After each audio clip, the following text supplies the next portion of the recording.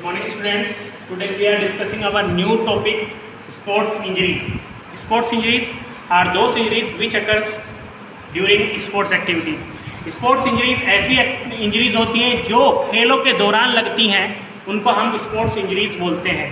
आज जो हम टॉपिक पढ़ रहे हैं इसका ये है क्लासिफिकेशन ऑफ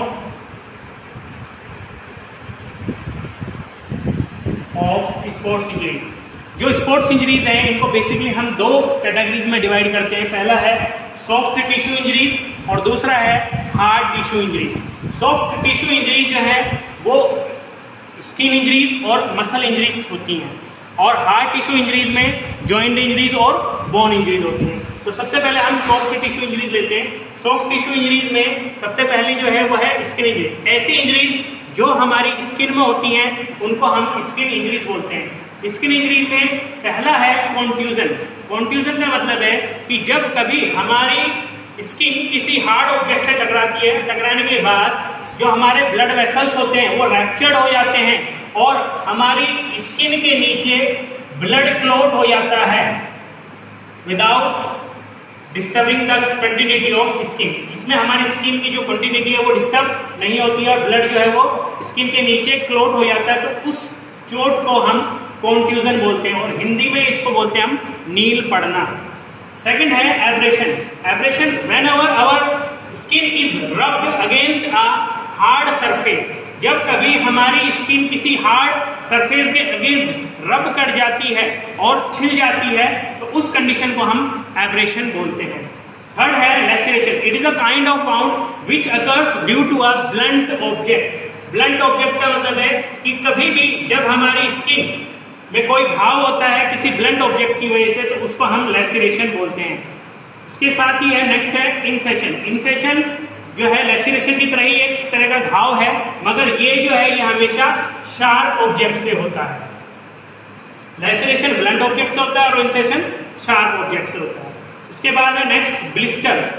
ब्लिस्टर्स का मतलब है कि जब हमारी स्किन किसी हार्ड सरफेस के अगेंस्ट रब करती है और रब करने के बाद हमारी स्किन के ऊपर एक छोटी सी पॉकेट बन जाती है which is filled with serum और उसके अंदर सीरम भरा हुआ होता है, उसको हम ब्लिस्टर्स बोलते हैं और हिंदी में इसको हम बोलते हैं छाला पड़ना। ये थी हमारी स्किन इंजरीज। इसके बाद जो नेक्स्ट है वो है मसल इंजरीज। मसल इंजरीज का मतलब है अगर कोई भी इंजरी हमारे मसल्स, टेंडन्स और लिगामेंट्स में होती हैं तो उसको हम मसल इंजरीज बोलते हैं। ये तीन तरह की है। सबसे पहला है स्प्रेन। स्प्रेन का मतलब है कि ऐसी इंजरी जो लिगामेंट्स में होती है। It is a kind of ligament injury. Ligament का मतलब होता है जॉइंट्स होते हैं, जॉइंट्स को जो बांध के रखते हैं फाइब्रस बैंड, उनको हम लिगामेंट्स बोलते हैं। अगर ये लिगामेंट्स ओवर स्ट्रेच हो जाए, ओवर स्ट्रेच होने की वजह से अगर वो टियर हो जाते हैं तो उसकी वजह से जो प्रॉब्लम होती है उसको हम स्प्रेन बोलते हैं। इसको हिंदी में हम मोच बोलते हैं। सेकंड है स्ट्रेन। स्ट्रेन का मतलब होता है कि जब किसी हार्ड ऑब्जेक्ट से टकराने की वजह से हमारी मसल्स और हमारे टेंडन्स रैप्चर्ड हो जाते हैं तो उस कंडीशन को हम स्ट्रेन बोलते हैं। इसको हम हिंदी में बोल सकते हैं कि मांस फटना, मांस कुचल जाना। ठीक है।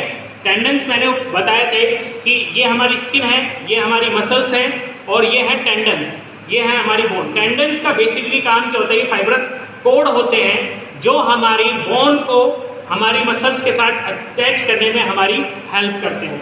तो अगर कभी भी इंजरी हुई मसल्स में या टेंडन्स में तो उसको हम बोलते हैं स्ट्रेन। इसके बाद है मसल क्रैम्प। मसल क्रैम्प का मतलब है कि एबनॉर्मल कॉन्ट्रैक्शन ऑफ मसल्स। जब कभी मसल्स का कॉन्ट्रैक्शन एबनॉर्मल हो जाए और उसकी वजह से जो प्रॉब्लम होती है उसको हम मसल क्रैम्प बोलते हैं। और second topic is hard tissue injury. Hard tissue injuries को बेसिकली हम दो कैटेगरीज में डिवाइड करते हैं, जॉइंट इंजरीज और बोन इंजरीज। ऐसी इंजरीज जो हमारे जॉइंट्स में लगती हैं उसको हम जॉइंट इंजरीज बोलते हैं। जॉइंट इंजरीज, जॉइंट इंजरी समझने से पहले आपको जॉइंट समझना पड़ेगा। जॉइंट का मतलब होता है मीटिंग पॉइंट ऑफ टू और मोर बोन्स। ऐसी जगह जहां दो या दो से ज़्यादा बोन्स एक साथ मिल रही हैं उसको हम जॉइंट्स बोलते हैं। हर जॉइंट की एक अलग एनाटॉमी होती है। अगर जॉइंट इंजरी में जो इंजरी होती है उसको बोलते हैं डिसलोकेशन। डिसलोकेशन का मतलब है कि अगर कोई भी जॉइंट अपनी नॉर्मल एनाटॉमी में से निकल जाता है तो उसको हम डिसलोकेशन बोलते हैं। जैसे मैंने ये शोल्डर जॉइंट बनाया, शोल्डर जॉइंट का मतलब है ये है सॉकेट और ये है बॉल, ये दोनों आपस में इस तरह से फंसे हुए होते हैं। कई बार क्या होता है कि किसी जर्क की वजह से, किसी झटका लगने की वजह से अगर ये जॉइंट अपनी एनाटॉमी में से निकल जाता है और अपनी पोजीशन को छोड़ देता है तो उसको हम डिसलोकेशन बोलते हैं। डिसलोकेशन दो तरह का होता है, एक होता है सबलक्सेशन और एक होता है लक्सेशन। सबलक्सेशन का मतलब कि अगर कोई जॉइंट हल्का सा अपनी डिसलोकेट हुआ है, हल्का सा अपनी पोजीशन छोड़ा है तो उसको हम बोलेंगे सबलक्सेशन। और लक्सेशन का मतलब होता है कि अगर कोई जॉइंट अपनी नॉर्मल एनाटॉमी में से पूरा बाहर निकल गया तो उसको हम लक्सेशन बोलेंगे। Third topic is bone injuries. Bone injuries में जो इंजरी होती है वो होता है फ्रैक्चर। फ्रैक्चर का मतलब होता है एनी क्रैक और ब्रोकेज ऑफ बोन। अगर हमारी बोन में हल्का सा क्रैक आ जाए या हमारी हड्डी टूट जाए तो उसको हम फ्रैक्चर बोलते हैं। बेसिकली फ्रैक्चर कई तरह का होता है, जो आपके कोर्स में है वो है सबसे पहला सिंपल फ्रैक्चर। सिंपल फ्रैक्चर में क्या हुआ कि हड्डी टूटी मगर उसने जो स्किन है उसको डैमेज नहीं किया और वो स्किन के नीचे ही है, तो ऐसे फ्रैक्चर को हम सिंपल फ्रैक्चर बोलते हैं।